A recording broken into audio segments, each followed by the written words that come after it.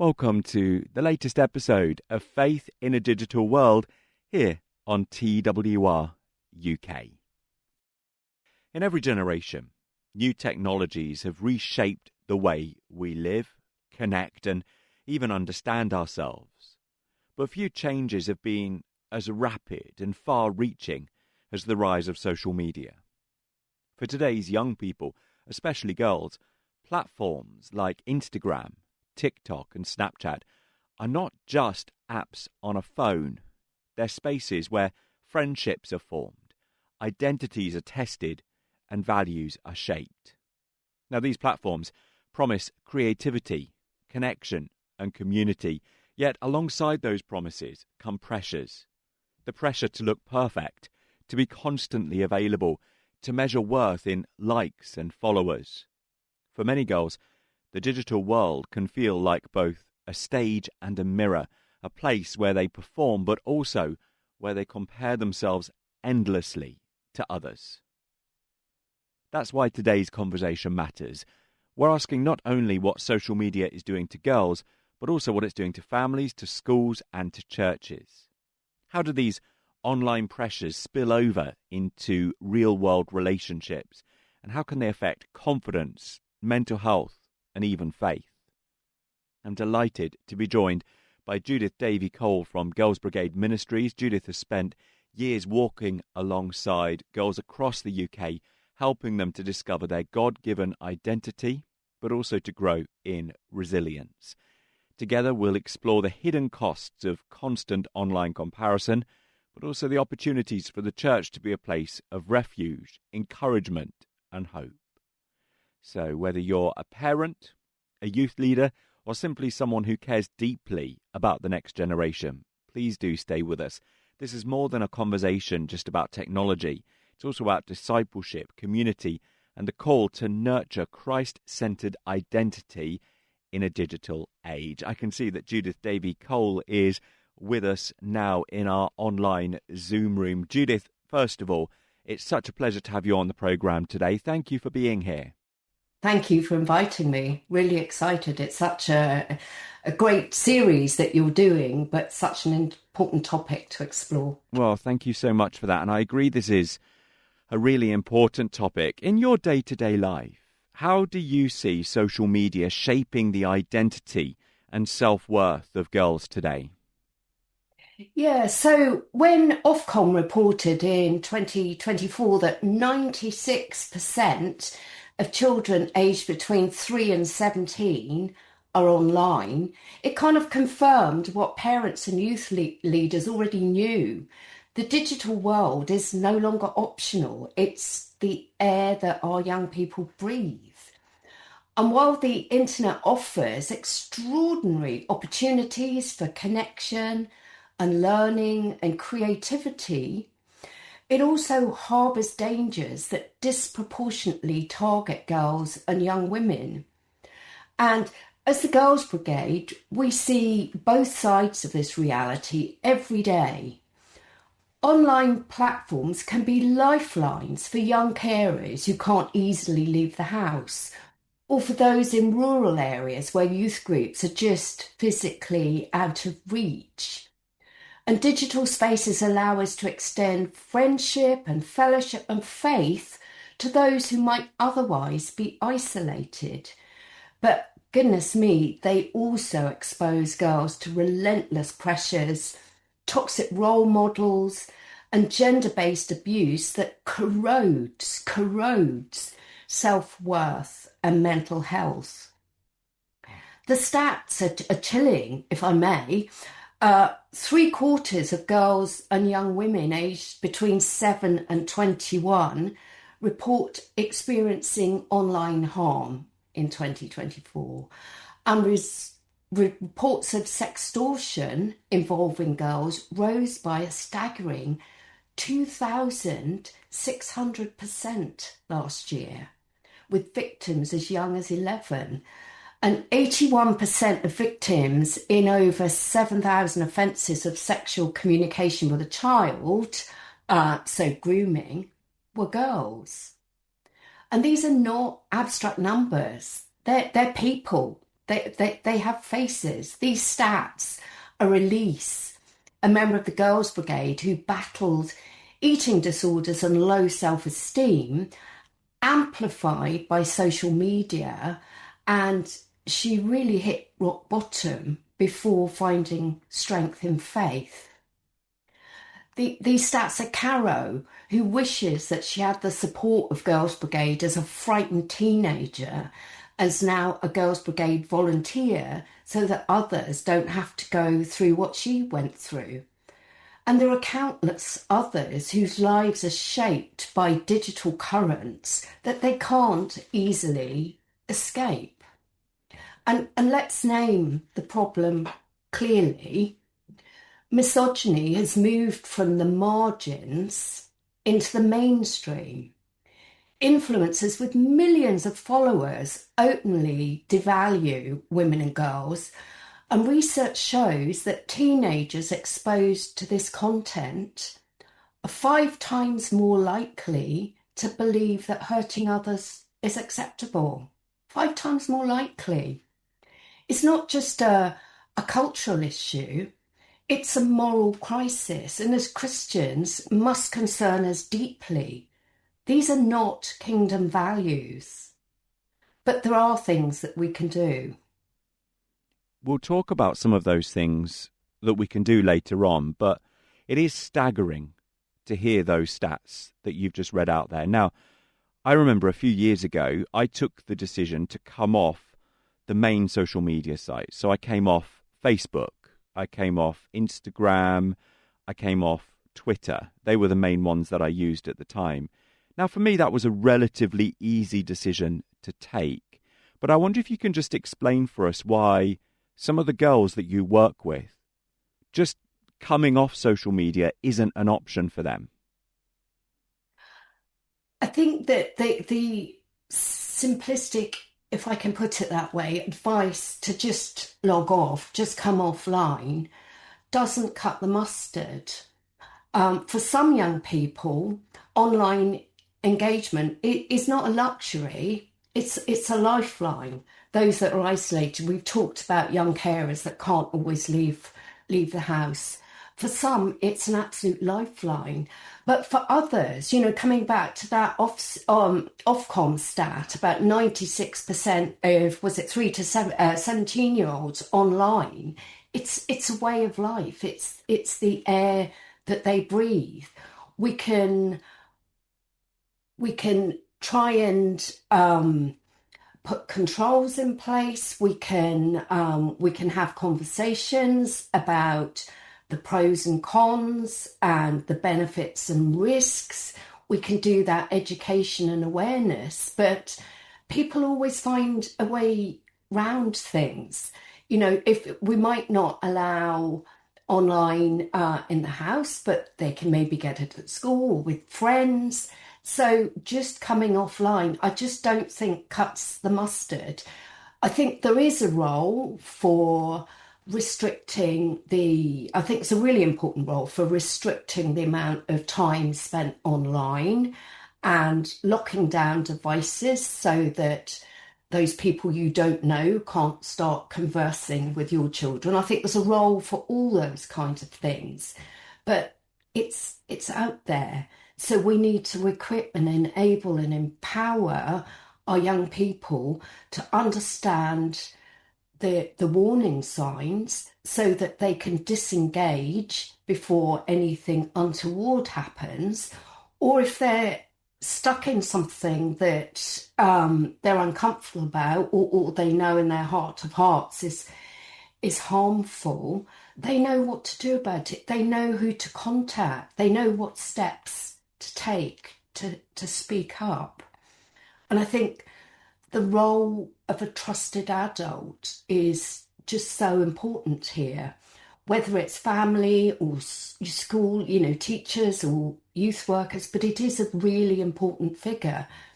Some children don't have families as supportive as others, and some children and young people don't want to confide in parents or teachers because they're worried about the consequences. They're worried about how those people will perceive them and judge them, and they don't want to disappoint them. So the role of Christian youth organisations, I think it's really important that you've got a trusted adult that's trained, that's, safely recruited, DBS checked, and knows how to have these conversations with children and young people. So I came off X as well, absolutely, but I don't think that's the complete answer. I remember talking to a young person at my church who just said that if he came off social media, life would carry on, but it would just carry on without him. And I think that summed up to me how a lot of young people feel when adults like me say, why don't you just come off social media? Because that's how they engage. That's how they find their friends. That's what, rightly or wrongly, that's what they've grown up with. That is their reality. So we have to work from a place of understanding that and helping them find, ways forward. Kind of blanket bans will come off or just log off. It's not helpful because it doesn't recognise where they are and the pressures that they're facing, and that sense of exclusion and loneliness that they get if they're not online. In a moment, I want to ask you for some practical advice on how we as Christians can help girls through all of this. But there's another topic that we haven't really touched on yet, which is comparison. And I've experienced this again in some of the youth work that I've done, particularly with teenage girls. What role does comparison play in the way that girls engage with platforms like Instagram and TikTok? Comparison's always been a huge issue, even back, in the olden days, analog days. We all compared ourselves to others, particularly during our formative years and when we were growing up, rather than perhaps thinking about this is how God created me to be, and I'm perfect as I am. Comparison, I think, has always been there, but comparison enabled by the internet, and particularly enabled by technologies like AI, just goes into a completely different sphere, because photos get manipulated, all those kinds of things. So people are comparing themselves to something that's perhaps not true and accurate to begin with.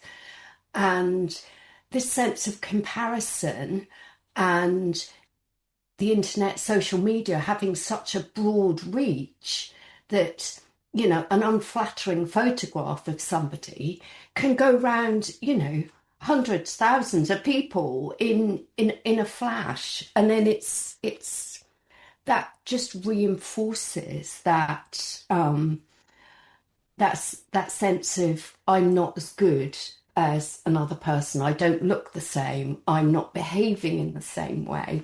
So things that have always been there, that we've always, as kids growing up, kind of struggled with, but it just just puts it on steroids, if you see what I mean. And the harm that can be done through unflattering photographs, or photographs that have been digitally altered, whizzing around schools and local communities is just huge. And we do see quite a bit of that at Girls Brigade, and we really, work with people to support them through that. Just an anecdote from my own experience that might help just illustrate this. A few years ago, my car was in the garage, so I caught a bus, and sitting in front of me was a schoolgirl on her smartphone. And on the half an hour or so journey that I had to take on this bus, she must have taken nearly 100 pictures of herself to try and get the perfect selfie. Right shot. And then even when she got one that she seemed to be happy with, she then spent ages trying to edit it on, I think it was Instagram, and then you could see her waiting for the comments to roll in. I just remember being a little bit heartbroken by that whole experience. And we want to try and speak into some of these issues from a Christian perspective. So I wonder what biblical principles we can use to guide young people in navigating some of these issues that we've spoken about so far. Yeah, I think that's a really important thing, and because much of this, as I say, they're not kingdom values. Some of these things that are going on at the moment. As Girls Brigade, we very much focused on you're perfect as you are. You're made in the image of God, and you are who He wants you to be. So feel strong in that. Feel strong in that. So we work on those that self-confidence, those kind of things. We also work on things like truth. What is truth? How do you know whether the images and posts that you're seeing are real or whether they've been enhanced or manipulated? And we then contrast that with biblical truth.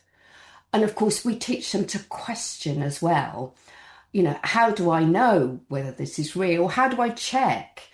And I think that teaching children and young people to go beyond face value, to think really carefully and question more deeply, is a critical life skill for 2025 and beyond. And, really relates to biblical truth and that sense of everyone was created in the image of God and they're perfect as they are. And also things like John 10:10, we want people to live life to the full. And some of this stuff prevents that from happening.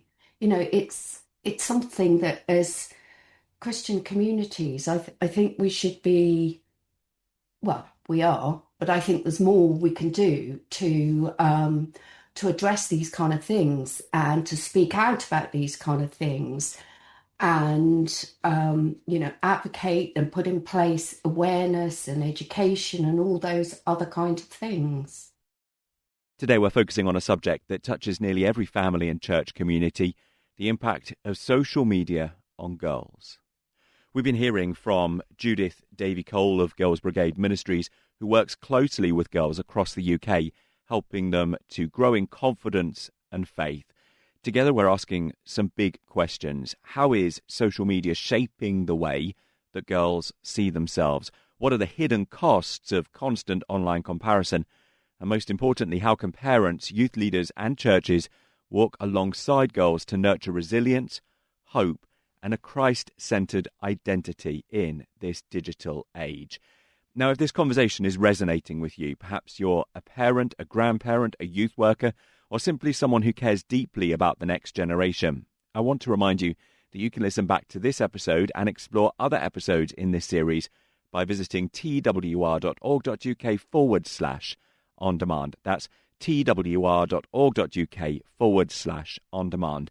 There you'll find the full archive covering topics from online worship to digital discipleship and many more conversations, all designed to equip and encourage you.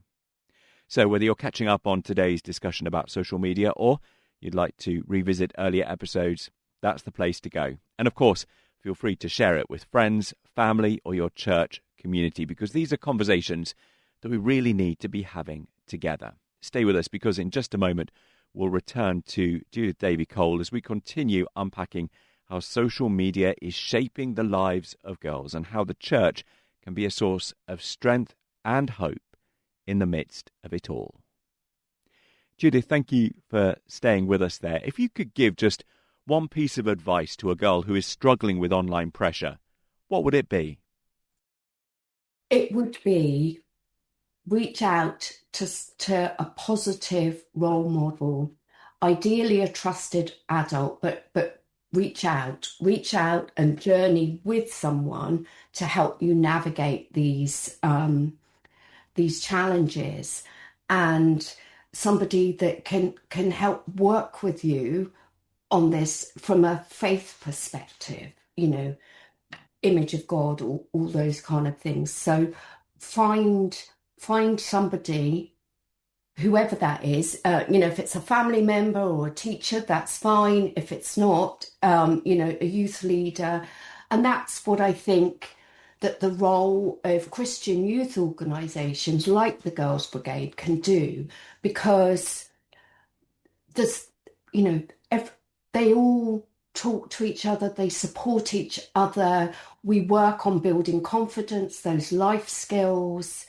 We celebrate success, but there's that sense of connection and fellowship, and they learn so much from each other, and they support each other in a really spirit-filled, faith-based kind of way. So I would say reach out to an organisation like the Girls' Brigade or some kind of Christian youth organisation where you can be honest, you can share what you're feeling, what you're going through, and other people there will understand and won't judge and any of those kind of things. But the importance of a safe space, I just think, is huge. No judgment, helping them understand what the warning signs are so they can disengage, or if something is not right, what to do about that, who to take that to, how they can address that, so that, together as, churches, Christian communities, as, Christian youth organisations, we can help them navigate through. So I think, yeah, it's absolutely that.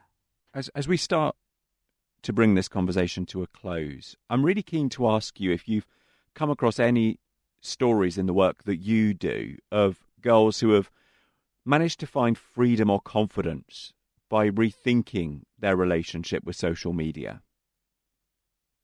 Yeah, so we talked about Elise and Caro earlier. Both of those, as part of this, rethought their relationship with social media, and faith was a really important element in that. So working through things like I'm good enough. I'm good enough. That really made the difference. So, Elise, eating disorders, she used to pick at her skin because she didn't feel good enough. So working with her family, Girls' Brigade, and, the clinical community as well, she worked her way through it. She rethought it. She's not totally come offline, but she's now a social media advocate for responsible use of social media and how you can challenge things, and kind of tips and techniques for how to back things back or not take things personally, and giving signposting to safe places where you can go, people that you can speak to without fear of being judged, to help you navigate through these things. So, as Girls' Brigade, I think we see a great opportunity to engage young people in thinking critically and faithfully about their digital lives, helping them to stay safe and be a positive influence on the world. And the digital world is here to stay. We can't switch it off. The question is, will we allow it to erode the dignity of girls and young women, or will we rise to the challenge of shaping it with compassion, wisdom, and faith? And as Girls' Brigade, we choose the latter, and we hope that people will join us on that journey. These are really important questions that we've been talking about today. And I should just say that although we've been talking about how social media impacts girls, in the next episode, we're going to be talking about how it impacts boys. And it does impact them in very different ways. Just as a final question for you today, Judith, what changes would you love to see in the digital landscape to better support young women? A better understanding of the gendered nature of online harm. So for every photo of a boy or a young man that's misused or shared inappropriately, there's 29 of girls and young women. There is a gendered nature to online harm, and we've talked about those influences as well. So a better understanding of that, because I think that will inform and guide how we move forward. My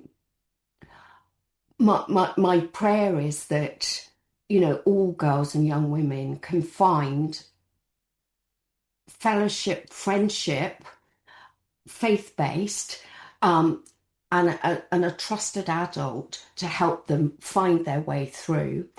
I also think there's a massive role for education and awareness raising, because we can't just switch it off, but also a huge role for advocacy. The tech firms have to be held responsible for the harmful content that's on their platforms. They're very happy to take the advertising revenues, but there's a responsibility that goes along with that. So I think a holding to account of tech firms. And I know we're starting to see legislation now, like the Online Safety Act in the UK and similar things in Australia and elsewhere. But I think the issue with some of those things is potential enforceability of that legislation that has been put in place for the right reason. So we need that legislation to have teeth, and we need it to be framed in the way that it is enforceable. Judith Davy-Cole, thank you so much for being with us on the programme today. Now, as we wrap up today's conversation, I'm reminded again of Paul's words in Romans 12, verse 2. Do not conform to the pattern of this world, but be transformed by the renewing of your mind. Those words were written nearly 2,000 years ago, yet I think they speak directly into our digital age. Because the truth is, the pattern of this world today often looks like endless scrolling, constant comparison, and the subtle pressure to measure our worth by likes, followers, or views. And yet Paul reminds us that transformation doesn't come from chasing those patterns. It comes from allowing God's Spirit to renew our minds, to reshape our hearts, and to anchor our identity in Christ. And that's been at the heart of our conversation today, as we've been exploring how social media is shaping the way that girls see themselves and how those pressures can weigh heavily on young hearts. But we've also been reminded that the church, parents and communities of faith have a vital role to play to walk alongside girls, to nurture resilience and to point them to a hope that is bigger than any algorithm or online trend. I want to pause here and say a special thank you to Judith Davy-Cole from Girls Brigade Ministries. Judith has shared not only her wisdom but her heart, and it's clear to me that her passion is to see girls across the UK grow in confidence and in faith. If you'd like to learn more about the work they're doing to empower girls, you can visit their website at girlsbrigadeministries.org.uk. It's a wonderful resource for parents, youth leaders, and anyone who wants to support the next generation. And of course, if today's conversation has stirred something in you, or if you'd like to catch up on previous episodes, you can head over to twr.org.uk/on demand. As we close, let me leave you with this encouragement. In a world that is constantly changing, God's truth remains the same. His word is the anchor for every generation. So, as we navigate this digital world with all its opportunities and challenges, may we continue to walk faithfully, wisely, and hopefully, knowing that our true identity is in Christ. This podcast is a production of Transworld Radio UK. For more information, go to our website at twr.org.uk.